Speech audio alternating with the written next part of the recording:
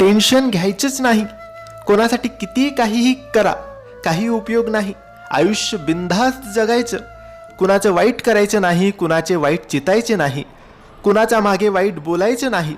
फक्त स्वतःशी प्रामाणिक राहून जगायचं. काही कमी पडत नाही आणि फरक तर अजिबात पडत नाही. कुणासाठी वाईट वाटून घ्यायचं नाही.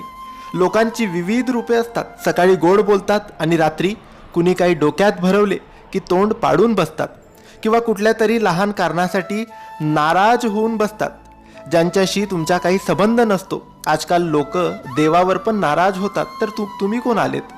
कुणी कितीही वाईट बोलो किंवा वाईट करण्याचा प्रयत्न करो, कुणाच्या आयुष्यात डोकवायचं नाही आणि कुणाविषयी मागे वाईट चर्चा करायची नाही. फक्त स्वतःबरोबर दुसऱ्यांचे हित चितायचे.